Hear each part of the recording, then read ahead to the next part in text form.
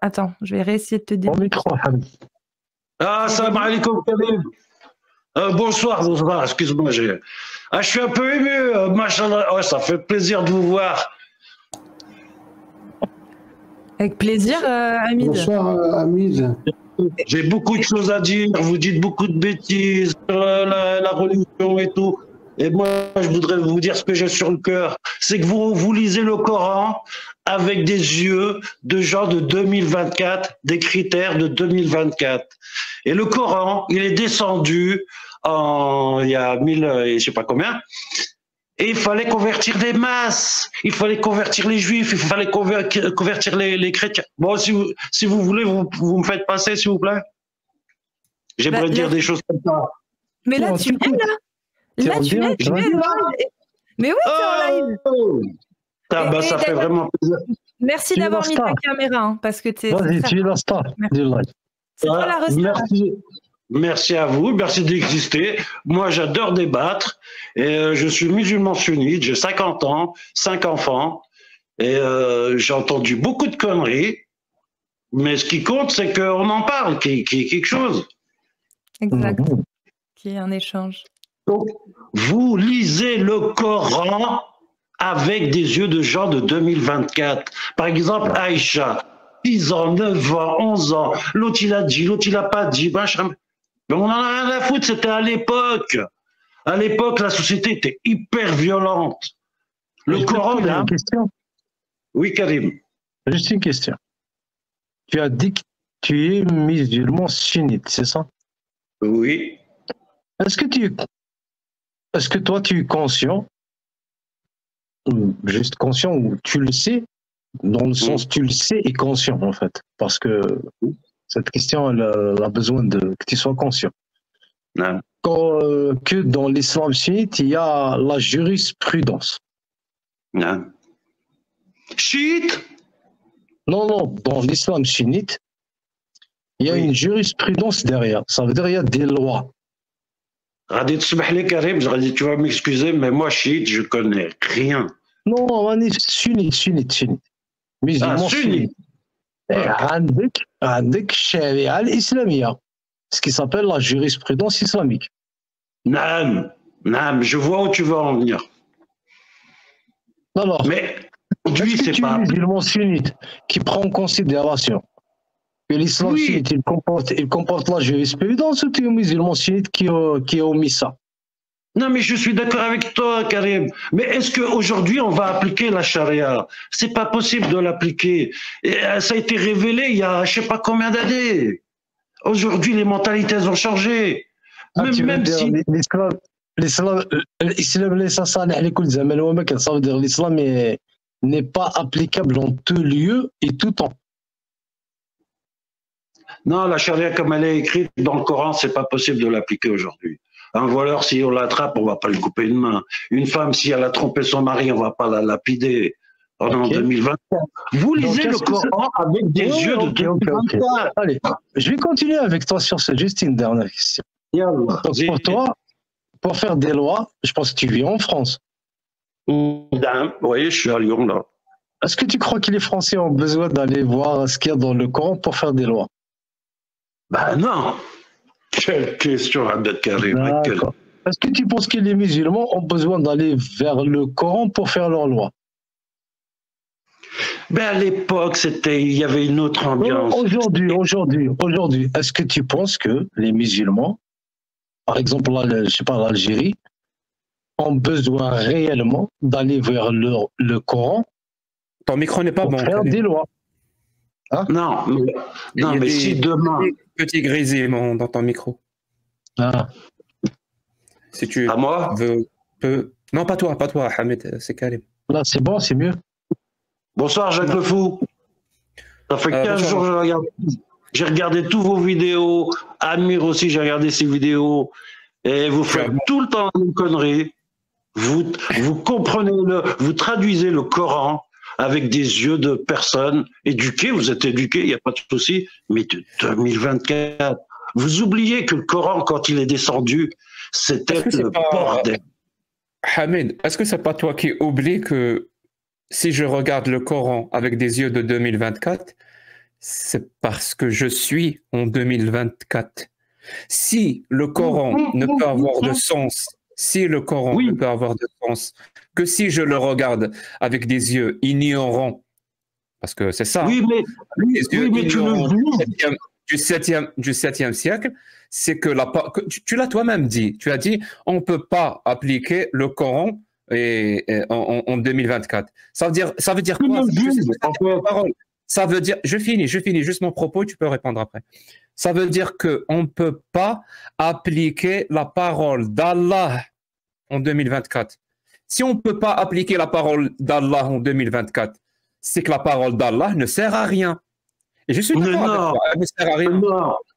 Parce que tu trouves une virgule mal placée qui aujourd'hui ne convient plus, qui convenait hier à une situation donnée, parce qu'elle ne convient pas aujourd'hui, tu jettes tout le livre. Non, Jacques Le Foot, tu fais d'énormes conneries.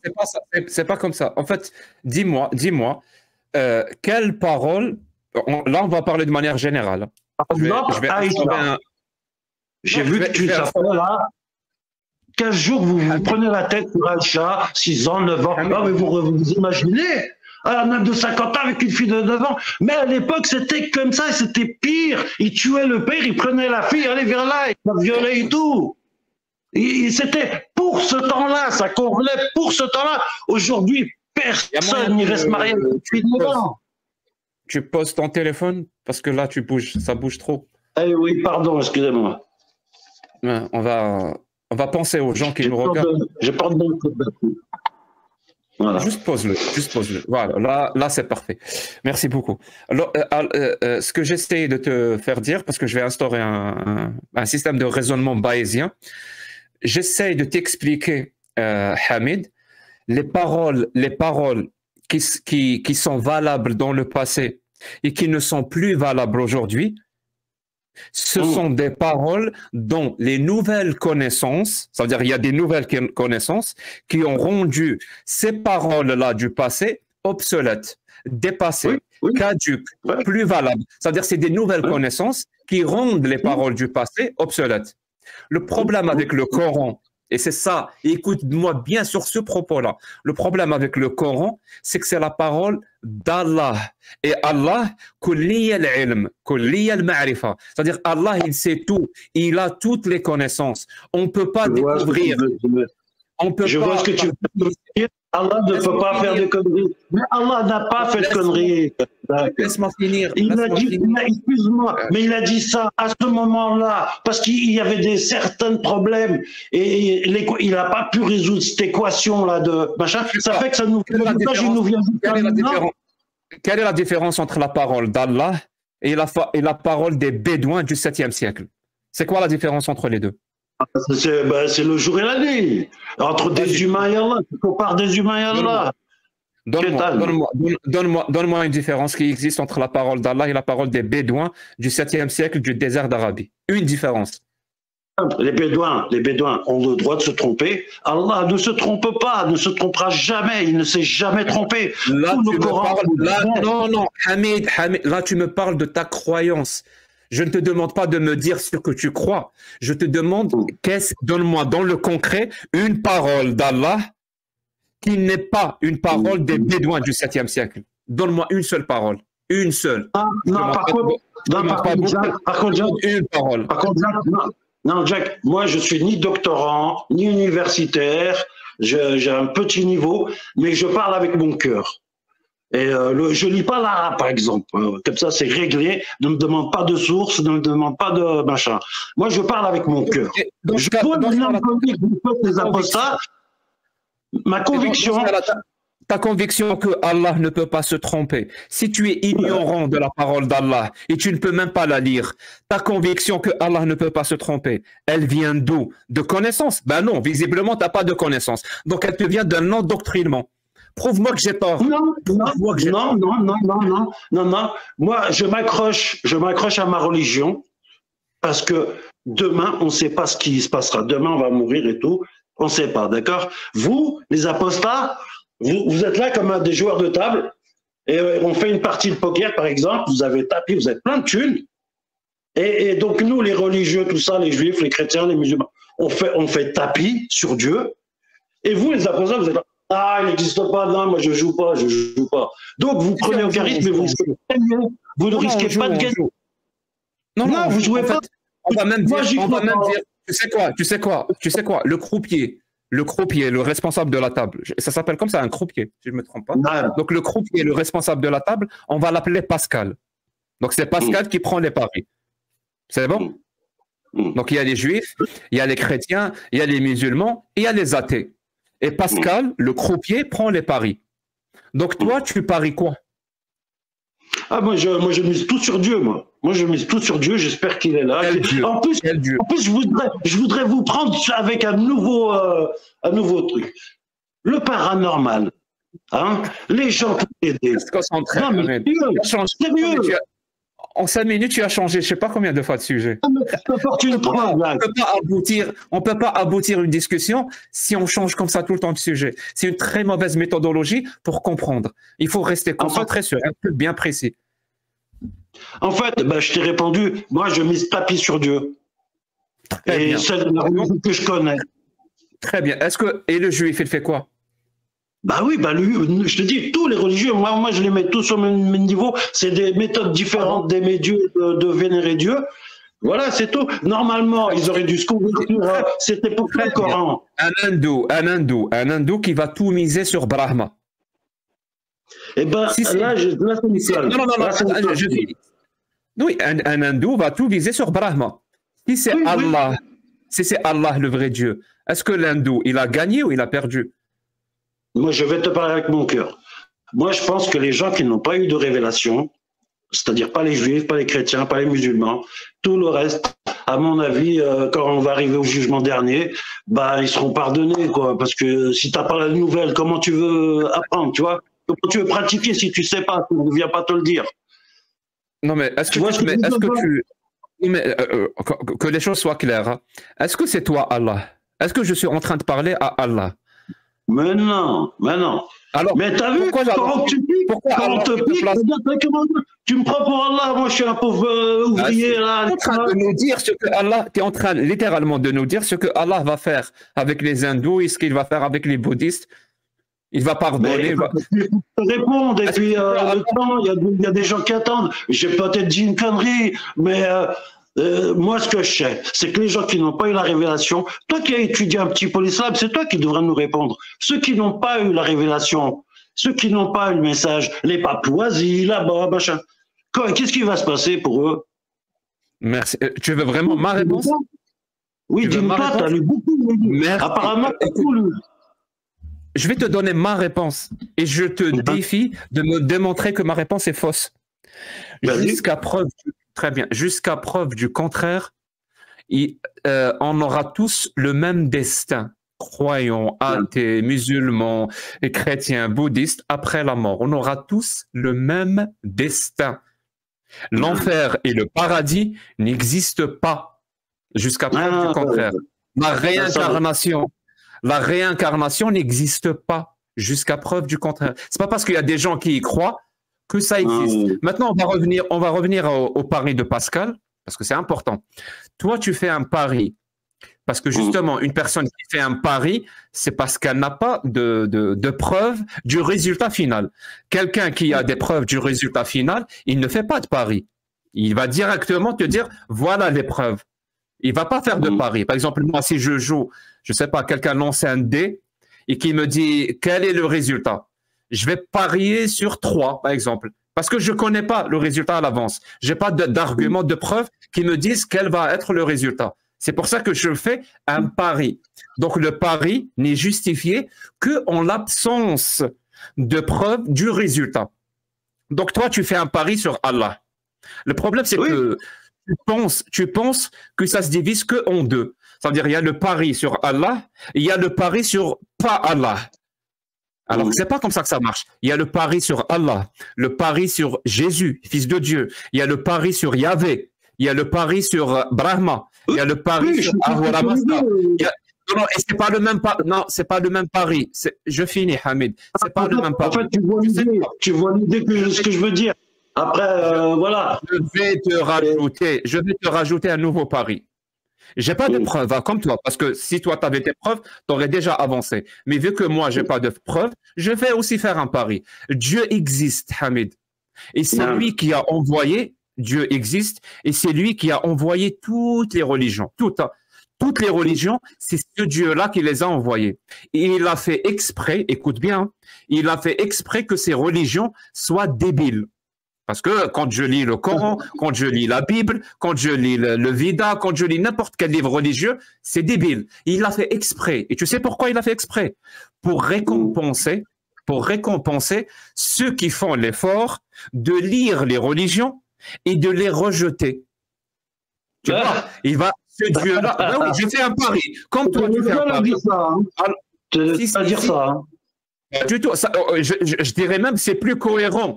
C'est toujours débile ce que je dis, mais c'est toujours plus cohérent que ce que toi tu dis. Parce que les livres religieux sont débiles. Si on met ensemble les musulmans, les juifs, les chrétiens, les bouddhistes, tous ceux qui ont un Dieu, et qu'on met de l'autre côté de la planète ceux qui sont comme toi, qui croient en rien, mais vous êtes 0,0001%. Et tu vas avoir raison avec ça, Jacques le Fou. Tu es vraiment fou. Ah, ça veut dire la vérité est du côté du plus grand nombre. Est-ce que c'est ça que tu veux dire? Non, on verra à la fin. Mais voilà les humains, comment on a réagi. Quand on est là, une grosse partie des humains. Mais tu m'as pas laissé finir. Je te dis, à la fin, il y a un Dieu qui récompense. Oui, tu me dis qu'il va récompenser ceux qui, comme toi, ont étudié les livres et qui en sont sortis. Mais il n'a pas envoyé des livres pour qu'on lui crache dessus. Pourquoi personne ne veut m'écouter aujourd'hui? Jacques, vous faites l'erreur de lire le Coran avec des jugements de maintenant sur le passé. Mais tu t'imagines désolé. Ils prenaient les femmes par les cheveux, tous les Européens partout dans le monde, c'était hyper violent. Avant l'arrivée des religions, la religion, elle était là pour canaliser l'humain, lui donner un espoir et qu'on s'entretue pas, ne convoite pas la femme de ton prochain, des lois pour mettre un cadre. Vous comprenez pas ça. Vous vous dites non, mais nous on est mieux sans. Non, sans la religion c'est le bordel. On s'entretuerait, nanana. On serait jamais sorti de ce temps obscur. Après, tu as le droit de pas croire. De toute façon, il y en a beaucoup qui croient et qui finiront quand même en enfer. Et voilà quoi. Chacun après de croire, tu vas finir en enfer. Mais une preuve que Dieu existe, c'est le paranormal. C'est la Ruqya. Je te conseille, Jacques le Fou, Amir, Karim, je vous conseille de faire la Ruqya. Et si vous refusez, si dans votre tête vous dites non, mais pourquoi j'irai faire la Ruqya? Vous craignez quoi? Il y a un mec qui va arriver, il va vous lire le Coran sur vous et vous allez quitter la pièce. Pourquoi tu refuses de faire ça? Imagine qu'on vous filme et quand le mec il vient, il te lit le Coran et tout, tu te mets à parler avec une autre voix, tu dis des trucs de dingue et tout. Et là, on aura la vidéo et tout pour te montrer. Regarde ce que tu as dit, Jacques. Et le pire, c'est que tu te souviendras de rien. Moi, je vous conseille d'aller faire l'Européen. Et si ça vous fait rien, ben, continue à voir. Je peux te répondre? Oui.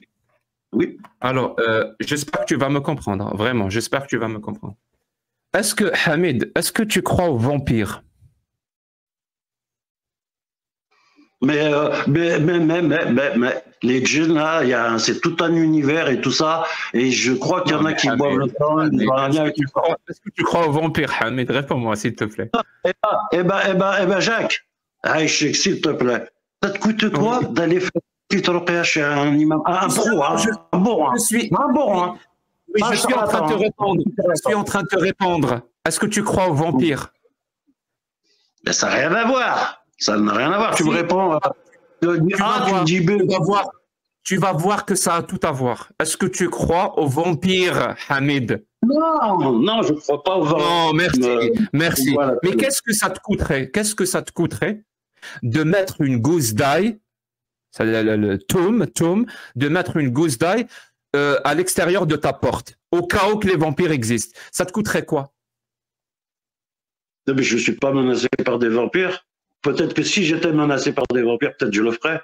Mais Alhamdoulilah, t'as compris ce que je veux dire ou pas? T'as compris ce que je veux dire ou pas? Là, tu réponds à côté. Là. Non, tu réponds à côté. Là. Moi, je te dis, pourquoi tu ne peux pas faire un vampire? Ça prend un quart d'heure, 20 minutes. Et si tu sors et que t'as rien, bon, écoute, t'avais raison. Mais si tu te mets à faire des trucs avec une autre voix et tu te verras parce qu'il y a des vidéos. Et ben là, moi, je pense que tu dois être possédé, Jacques le Fou. Et vous tous, là, Amir, machin, j'en suis sûr, vous êtes possédés. Frérot, est-ce que c'est possible? Bonsoir, Hamid. Est-ce que tu peux aussi écouter de temps en temps? Et au fait, depuis tout à l'heure, hein, j'ai pas parlé, j'écoute. Mais essaye de faire en sorte qu'il y ait un échange sur un même sujet, reste sur le même sujet, parce que sinon, en fait, si on change de sujet à chaque fois et que tu parles sur les voix des autres, bah, on n'arrive pas à suivre. En fait. C'est dommage. Et mon sang, il est comment? J'ai coupé la parole à personne. Il est très bas. Ah, il est bon. Ok, merci. Pardon, il est bon, mais bas. Pardon? Il est bon, mais bas. Ah, tu veux que je l'augmente encore? Oui, un tout petit peu, si tu peux augmenter un tout petit peu. Ça va saturer, je pense, vaut mieux qu'il baisse sur sa carte et que nous, on augmente directement sur le stage. Ok, je vais essayer. Je voudrais passer le salam à Ravron Shaya. C'est un rabbin en Israël. Et je le suis depuis 2019. Ravron Shaya, si vous me suivez, si vous voyez, ben, je vous écoute tout le temps et j'aime bien sa philosophie. Et comment il parle. Encore un changement de sujet. Encore un changement de sujet. Donc là c'est, en fait, on est dans un taxi marocain et on parle de tout, de foot, de sharia, de xuxo. Frérot, regardez ta biographie, Amir, j'ai kiffé. Par contre, Hamid, oui. Toi, tu as un livre du 7e siècle et tu dis aux gens de ne pas aller le comprendre comment il a été révélé au 7e siècle. Est-ce que tu es honnête? Est-ce que tu cherches à être honnête? Imagine, moi, je suis en 2020. Doucement. Je suis en 2024, donc je vais le comprendre à ma façon. Donc, si je serais en l'an 4000, il faut que l'on le comprenne aussi à notre façon de l'an 4000. Est-ce que le but, est-ce que la réalité, est-ce que le vrai, c'est de le comprendre comment il a été révélé au 7e siècle? C'est ça, la recherche de la vérité. Oui ou non? Est-ce que tu es dans la recherche de la vérité ou tu veux fuir la vérité? Bien sûr, je veux la vérité. Mais si tu veux fuir la vérité. Je vois souvent pour vous prendre la tête sur Aïcha, sallallahu alayhi wa sallam, vous prenez la tête sur Aïcha, mais vous oubliez que c'était une autre époque. Aujourd'hui, personne ne ferait ça. Personne n'irait faire ça. Ah bon? Arrêtez avec ce sujet. Et aussi la Terre plate aussi. La Terre plate, ça quand vous parlez de la Terre plate, j'en peux plus. Le premier savant qui a mesuré la circonférence de la Terre, c'est un savant musulman. Et les Occidentaux, ils nous collent ça là. On t'a menti. C'est pas un savant musulman. C'est Ératosthène qui a mesuré le premier la circonférence de la Terre. Ératosthène. Et c'était bien avant l'islam. Mais c'est pas grave. Et il a calculé que c'était 400 000 stades, qui étaient plus ou moins 40 000 km. Stade, c'est l'unité chez les Grecs. C'est le compte. On est les premiers à trouver la circonférence de la Terre et on nous met ce complot là où les Arabes, la Terre est plate, Terre est plate, Terre est plate. À chaque fois. C'est quoi, Hamid, on va faire un truc pour tester ton cœur, vu que tu parles de ton cœur depuis tout à l'heure. On va le tester, ton cœur. Quand Allah dit donc le voleur et la voleuse, coupez-leur les mains. C'est un ordre d'Allah. Oui. Cette parole-là, elle était valable. Non, Hamid, on arrête, Hamid. On va instaurer un vrai échange. Si ce n'est pas possible, pas possible, je passe la parole à une autre personne. Je te préviens, voilà. Comme ça, je suis honnête avec toi. Je suis vraiment honnête avec toi. Depuis le début, je vous dis, vous lisez le Coran avec le but de 2024. Deuxième avertissement, Hamid. Quand Allah dit qu'on doit couper la main du voleur et de la voleuse, cette parole-là, on doit l'appliquer aujourd'hui ou on ne doit pas l'appliquer? Non, on ne doit pas l'appliquer aujourd'hui. Il y a des policiers, aujourd'hui il y a des juges, il y a des tribunaux. Autrefois, à l'époque du livre, ça veut dire qu'aujourd'hui, il n'y avait pas tout ça. Très bien, ça veut dire qu'aujourd'hui, toi, tu es contre la parole qui consisterait à dire qu'on doit couper la main du voleur. Aujourd'hui, tu es contre ça. Ah oui.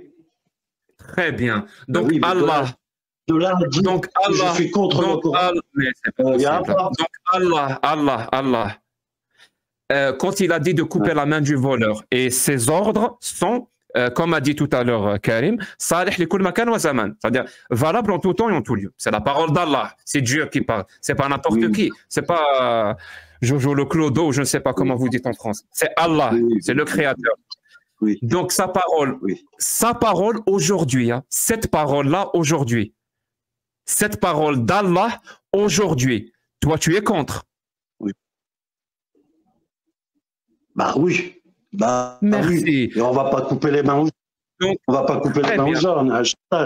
Très bien. Donc, qui a raison? Qui a raison entre toi et Allah? Allah, il a toujours raison. Allah, quand il a descendu le livre, c'était pour la génération du moment. Il racontait sur les générations passées et il s'adresse aussi aux générations futures. Et il faut faire le tri dans le Coran. Il s'adresse à plusieurs générations. Et il devait convertir les masses. Et en un seul livre, ça devait faire tout ça. T'imagines que bien qu'aujourd'hui, il n'y a plus des trucs qui sont valables, machin. À nous, les humains, d'être intelligents, de voir quel verset était destiné pour les gens du passé, quel verset est pour les gens d'aujourd'hui, quels sont les versets de demain. Comment on fait? Peut-être qu'on ne comprend pas demain. Comment on fait pour savoir? Comment on fait pour savoir quelle parole est destinée aux gens du passé et quelle parole est destinée aux... C'est à toi de nous dire, tu connais les par cœur, tu connais les trucs par cœur. Élimine les petits détails comme Aïcha, machin. C'est à vous, c'est les doctorants, les universitaires, les juristes, c'est eux qui doivent se pencher sur les problèmes. Par exemple, la main pour les voleurs. Bon, bah ça. Aïcha, donc, machin. Allah a eu tort. Sur ça, Allah a eu tort. Non, parce que ça correspondait au moment où il est descendu le livre. Il n'y avait pas la police, il n'y avait pas les juges. Donc le problème, il était là, il fallait le régler tout de suite. Donc, très bien. Donc, le Coran, il fallait faire un exemple pour tout le monde. Très bien. Il part dans tous les sens. Donc le Coran, est-ce qu'il nous sert à quelque chose aujourd'hui ou il sert à rien? Bien sûr, il nous sert aujourd'hui, il nous servira demain et pour les futurs. Le Coran, il sert à quoi? Il sert à quoi aujourd'hui le Coran? À réglementer nos vies, nos relations entre personnes, entre adultes. Un exemple. Donne-moi un verset du Coran qui sert aujourd'hui. Je suis pas super fort, mais voilà, en tout cas, prier. Si on prie, on fait le bien autour de soi, la zakat, prier, rentrez chez vous, soyez gentils, voilà. Pose-lui la question sur la poligamie. Est-ce que tu es pour la polygamie ou contre? Hamid. Non, bah non. Hamid. On va voir à peu près les limites. Hamid, doucement. On va voir à peu près les limites de ce que tu avances. Dans l'islam, la polygamie est autorisée par Allah. Toi, est-ce que tu es pour ou contre la polygamie? Bah, tu veux que je te dise, moi personnellement, j'ai eu 3 femmes. Pas en même temps, mais j'ai eu 3 femmes, enfants. Non. Une loi qui autorise. Ça m'étonne pas. Oui, non. Vous faites écoute, souvent cette connerie. Si tu me disais que tu as vécu une femme, je dirais que tu as un problème. Si tu me disais que toute ta vie tu as vécu une femme, je dirais que tu as un problème. Tu vois, à la limite, je te soupçonnerais que tu es de l'autre côté. Donc, quand vous sortez ce verset-là, vous oubliez de dire qu'il faut traiter chaque femme de la même manière. C'est-à-dire que si tu as un salaire, il faut avoir le moyen d'avoir... Non. Doucement. On traite les animaux de la même manière, s'il te plaît. Le principe, c'est le premier. Est-ce que tu es pour une loi qui autorise la polygamie? Ça veut dire un homme à avoir 2, 3, 4 femmes en même temps, ou tu es contre la polygamie? Oui, sauf que c'est pas autorisé dans mon pays. C'est pas autorisé dans mon pays, donc je peux pas. Parce que dans le Coran, c'est écrit de respecter les lois de là où vous habitez. Toi. Moi, j'aime bien, mais j'ai pas le droit. Je vis en France, on n'a pas le droit. Ah, donc si tu vas en Algérie, par exemple... Pardon? Donc si tu vas en Algérie, où la polygamie est autorisée, tu vas la pratiquer, quoi. Bah ouais, si ma première femme est d'accord, voilà, on en parle et tout. Voilà, le Coran me dit que j'ai le droit, est-ce que je peux, ma chérie, ça te dérange pas? Si elle me dit ça me dérange pas, ok. Si elle me dit non, par contre, voilà, stop.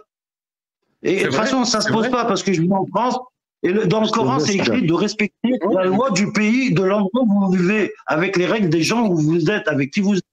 Si vous êtes entouré de juifs, si vous êtes d'accord entre vous, et si vous êtes d'accord entre vous, pour que tu aies trois femmes, tu le ferais? Vous êtes d'accord? En Algérie. Et que en Algérie, on est d'accord. Et qu'on vit bien, et que je peux en faire une troisième, j'ai les moyens. Je commerce, j'ai les moyens, ça marche bien. Et disons, tu sais quoi? Et si vous êtes d'accord, pour que tu aies 5 femmes? Ben, je crois dans le Coran, je crois que ça s'arrête à 4, je crois. Oui, mais vous êtes d'accord pour vous êtes d'accord pour que tu aies 5 femmes et tu as les moyens. Tu le fais ou pas? Ben, si elles sont toutes d'accord, les femmes, pourquoi pas? Mais ça se pose pas, je suis en France. 5 femmes. Non, 5 femmes. Non, réponds sur 5 femmes. Vous êtes tous d'accord? Tu peux avoir 6 femmes, tiens. Tu peux épouser 6 femmes en même temps. Le Coran l'autorise. Non, mais dis-moi, toi. Mais pensez à ça, moi, je suis en France. Bah, si le Coran l'autorise, pourquoi pas? Si j'ai les moyens, le Coran n'autorise pas. Le Coran n'autorise pas. Le Coran autorise 4. Donc tu vois bien. Donc tu vois bien que la parole d'Allah est valable aujourd'hui. Vu que toi, tu es en 2024 et tu peux épouser 3 femmes, 4 femmes, mais tu peux pas épouser 5 femmes parce que Allah l'a dit il y a 1400 ans. Tu vois bien que tu te contredis, Hamed. D'un côté, tu nous dis la parole d'Allah, on ne doit pas l'appliquer aujourd'hui. Et de l'autre côté, toi-même, tu l'appliques. Explique-moi, comment on fait? Jacques Le Fou, dans le Coran nous a été révélé en 600, je ne sais plus combien, et il fallait convertir les Juifs, il fallait convaincre les chrétiens, il fallait convertir tout le monde. Donc, dans le Coran, ils ont mis des miracles pour que ça se fasse. Tu as vu la conversion qui s'est passée? Comment l'expansion de l'islam? Tu as vu le miracle? Par l'ignorance, par l'épée, par la violence, par l'ignorance et par l'épée. Non, on n'a jamais...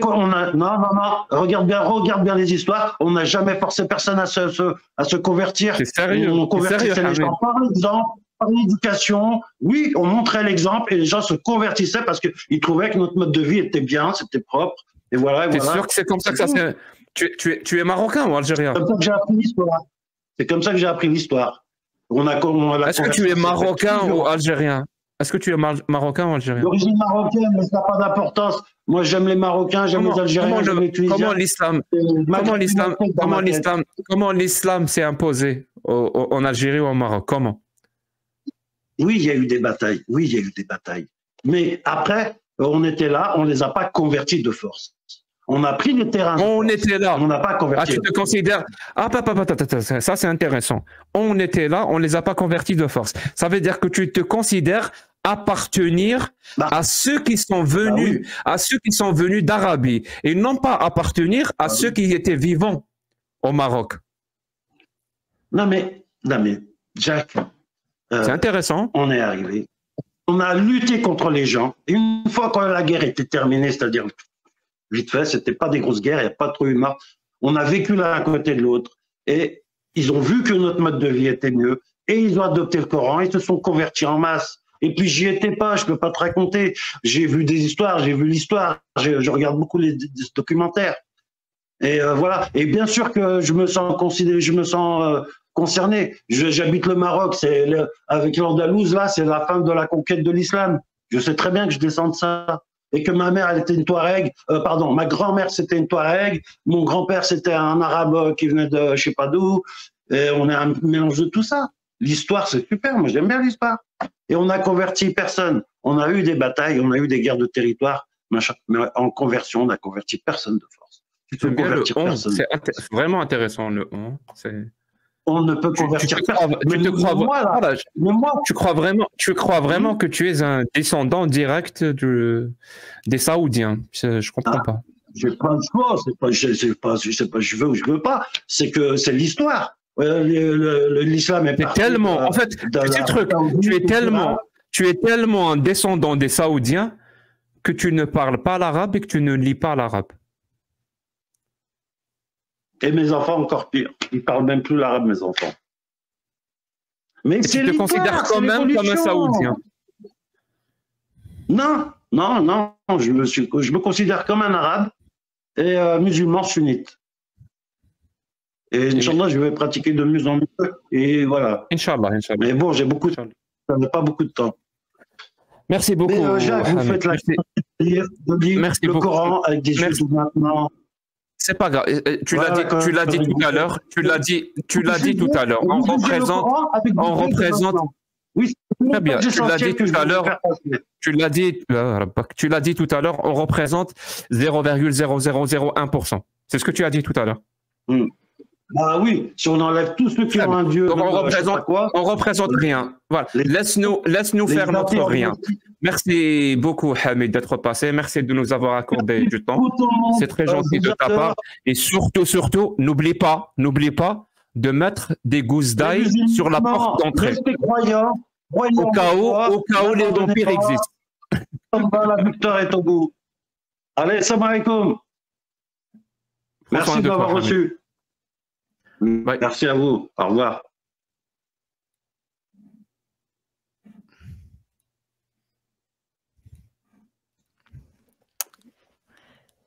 La pause à Kafir, t'es là? Oui.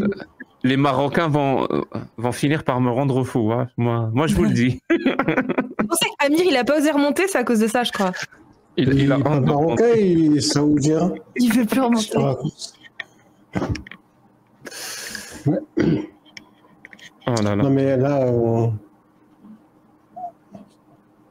voit bien dans quelle encre est trempée la plume du raisonnement, quoi.